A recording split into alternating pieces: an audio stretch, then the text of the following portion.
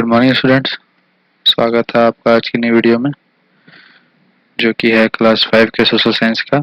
आज हम लोग नया चैप्टर शुरू कर रहे हैं, जिसका नाम है द अर्थ सरफेस, मतलब धरती का सतह।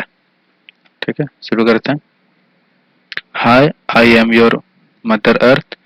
तो हाय, मैं जो हूँ आपकी कौन हूँ, धरती माँ हूँ।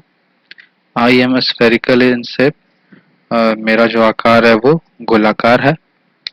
I have a varied landscape, मेरे पास जो है बहुत सारे भूदृश्य हैं, मतलब अच्छे अच्छे नज़ारे हैं। I am made up of continents and ocean, मैं महादेशों और महासागरों की बनी हुई हूँ। I am one of the best creations of God, मैं भगवान के द्वारा बनाई गई सबसे अच्छी रचनाओं में से एक हूँ। ठीक है, आगे बढ़ते हैं। Let's all gear up to know more about our mother earth. तो चलिए अब तैयार हो जाइए हमारे धरती माँ के बारे में कुछ और जानने के लिए। अर्थ एंड इट्स शेप, तो धरती और उसका आकार। Our earth is a unique planet, हमारा धरती जो है एक अनोखा प्लेनेट है। It is the only planet in our solar system that has water and air. तो अनोखा कैसे है कि हमारा ग्रह जो है वो इकलौता ग्रह है पूरे सोलर सिस्टम में जिसपे हवा और पानी दोनों है। These two factors support life on the earth। और ये दोनों जो कारक हैं, दोनों जो फैक्टर्स हैं, ये वाटर और एयर, ये क्या करते हैं, धरती पे जीवन को सहारा देते हैं। ठीक है, क्योंकि हम लोग को पता है कि वाटर और एयर हम लोग के जीने के लिए बहुत ज़्यादा ज़रूरी है। From the outer space it appears blue because it's 2/3 surface is covered with water. तो स्पेस से, अंतरिक्ष से हमारा जो धरती है वो नीला दिखाई देता है। आप देख सकते हैं यहाँ पे नीला दिखाई देता है, क्योंकि इस धरती पे लगभग 2/3 हिस्सा, मतलब लगभग 70% हिस्सा जो है वो जो है पानी से ढका हुआ है। It's therefore called blue planet, इसलिए इसको नीला ग्रह भी कहते हैं। The earth is round in shape, धरती जो है वो गोलाकार है, गोल है। ठीक है, शेप में। It is Flatley flattened at the top and bottom. तो ये ऊपर की तरफ इस जगह पे नॉर्थ पोल और साउथ पोल पे क्या है, थोड़ा सा चपटा है। ठीक है, बीच से, मतलब ऊपर और नीचे से चपटा है और बीच में थोड़ा बल्ज आउट है, थोड़ा सा फूला हुआ है। Long ago people believe that the earth was flat. तो बहुत पहले जो लोग थे उनका ये मानना था कि धरती जो है वो फ्लैट है। ठीक है, समतल है। ठीक है, गोल नहीं है।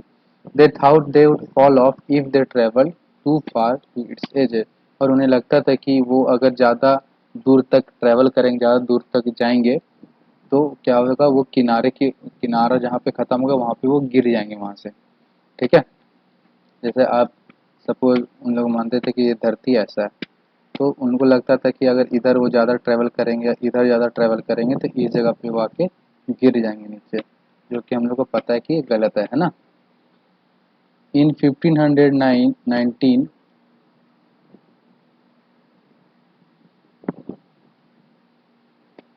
a famous explorer Ferdinand Magellan started a journey around the world।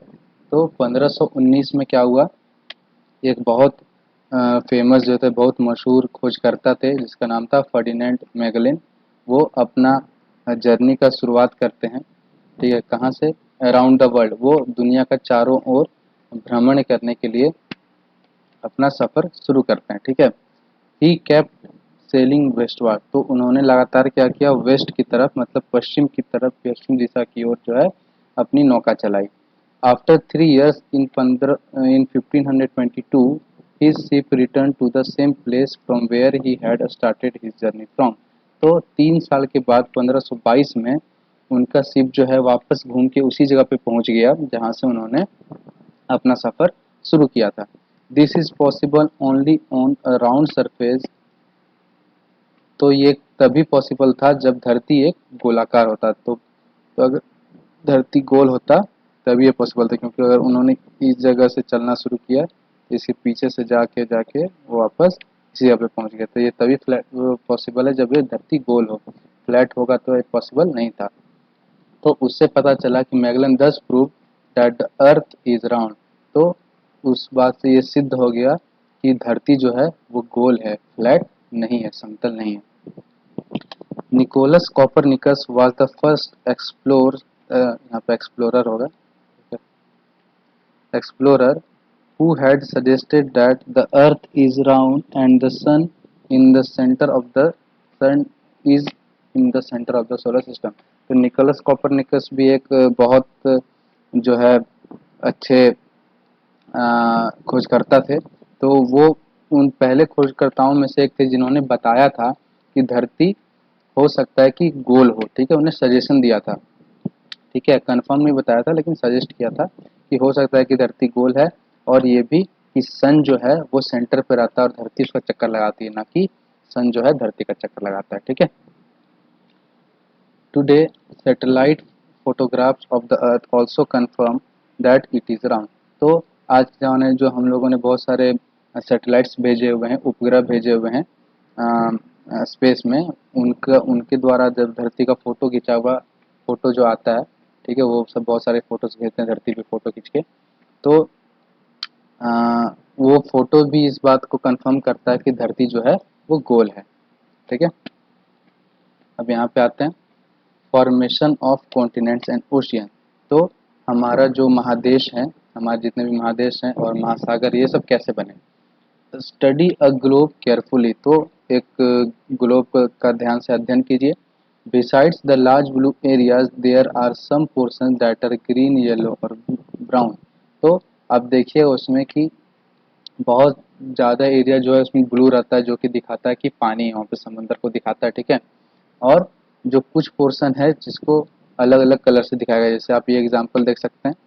ठीक है, ये ग्रीन में है, ये अलग कलर में है, पिंकिश में है, ये येलो है, ये ब्लू है। ठीक है, तो इसको अलग अलग कलर में दिखाया गया है। These are land masses. तो ये सारे जो हैं, ये Europe, Asia, Africa, South America, North America, ये सब क्या लैंड मासेस, मतलब ये बहुत बड़े धरती के टुकड़े हैं। ठीक है, big land masses on the earth surface are called continents। तो बड़े बड़े जो लैंड masses होते हैं धरती पे, उसको हम लोग कॉन्टिनेंट्स कहते हैं या फिर महादेश कहते हैं। ठीक है, and the large continuous masses of salt water called ocean।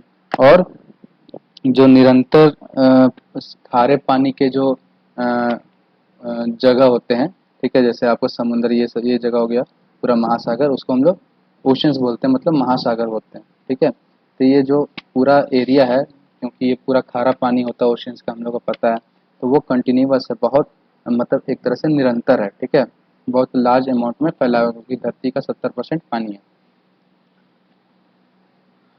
Seize, gulfs and bays are the smaller parts of these oceans. तो ये जो बड़े बड़े महासागर हैं, इनका छोटा छोटा पार्ट कौन कौन से हैं। सागर हैं, गल्फ मतलब खाड़ी, और बे मतलब भी खाड़ी, दोनों का मतलब खाड़ी होता है। ठीक है, लेकिन दोनों में कुछ कुछ अंतर है, वो अभी आपको बताता हूँ। ठीक है, ये सब क्या है, जो ओशियंस के पार्ट हैं। अब वो दिखाते हैं गल्फ और बे में क्या अंतर होता है। ये फोटो आप देख रहे हैं, तो ये वाला जो नीचे वाला फोटो है, ठीक है, ये जो फोटो है, तो ये आपका बे है। ठीक है, तो बे और गल्फ में अंतर क्या होता है कि जो गल्फ होता है, ये आपका गल्फ है, ये वाला फोटो, तो ये जो गल्फ होता है वो ज़्यादा सराउंडेड होता है लैंड से। ठीक है, एज कम्पेयर टू बे। बे क्या होता है, वो थोड़ा खाली होता है। ठीक है, मतलब खुला हुआ होता है। लेकिन जो अ, ये होता है गल्फ होता है, वो ज़्यादा सराउंडेड, ज़्यादा घिरा हुआ होता है लैंड से। ठीक है, इसलिए बंगाल की खाड़ी जो है, आपको यहाँ पे दिखा देता हूँ। ये बंगाल की खाड़ी, आप जैसे इसको देख सकते हैं, इसको हम लोग बे ऑफ बंगाल कहते हैं। बंगाल की खाड़ी ये जो है आपका बे बोलते हैं, क्योंकि ये खुला हुआ है। ठीक है, और ये आप देख सकते हैं, ये इसको गल्फ ऑफ मैक्सिको कहते हैं। तो ये ज़्यादा घिरा हुआ है लैंड से, इसलिए इसको गल्फ कहते हैं। ठीक है, तो दोनों का हिंदी में मतलब खाड़ी होता है, लेकिन कुछ कुछ दोनों में अंतर होता है।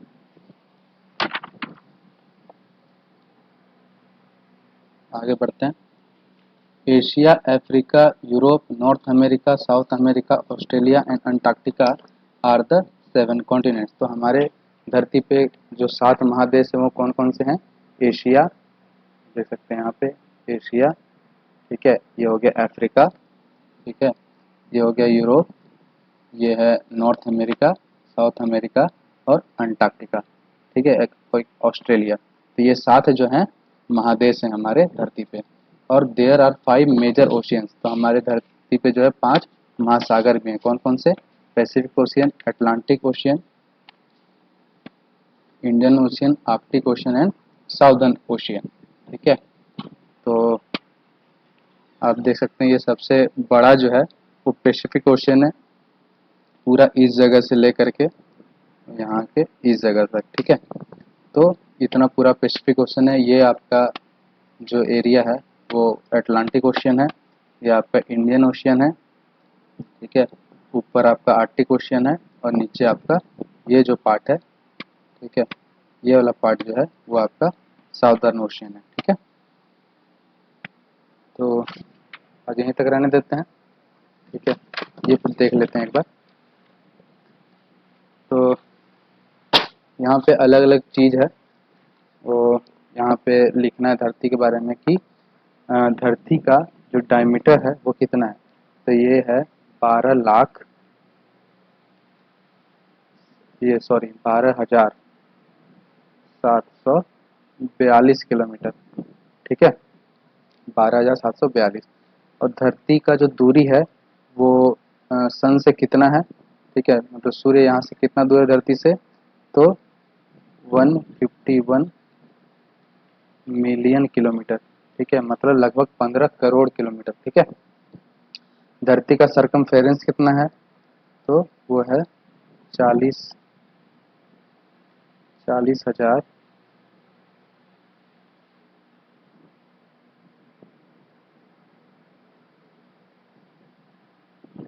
750 के लगभग बोल सकते हैं, 750 किलोमीटर, ठीक है। अब देखते धरती का उम्र कितना है। तो उम्र मतलब धरती को बने में कितना टाइम हो गया, इसको लगभग हो गया है 4.5 बिलियन ईयर्स, मतलब 1 बिलियन में 100 करोड़ होता है, ठीक है। तो इस हिसाब से इसका उम्र हो गया 450 करोड़ ईयर्स, ठीक है। तो ये है धरती का एज, ठीक है, ये हो गया। अब यहाँ पे है कि आपको 3 वाटर बॉडीज के नाम लिखने हैं जो भी धरती पर है। ये तो बहुत आसान है, आप यहाँ पे 5 लिखा हुआ है पहले से ही, आप कोई भी 3 लिख सकते हैं, ठीक है। आप इसमें सीज के बारे में भी लिख सकते हैं, गल्फ के बारे में भी लिख सकते हैं और बे के बारे में भी लिख सकते हैं, ठीक है। अ, और यहाँ पे 2 को लार्ज लैंड मासेस के बारे में लिखना है, तो आप 2 कॉन्टिनेंट का नाम लिख सकते हैं। तो आज यहीं तक रहने देते हैं। नेक्स्ट दिन हम लोग जो है नेक्स्ट क्लास में कॉन्टिनेंट्स, हर एक कॉन्टिनेंट को डिटेल से पढ़ेंगे। तब तक के लिए आप लोग यहाँ तक रिवाइज कीजिए बढ़िया से। मिलते हैं अगले क्लास में। Thank you.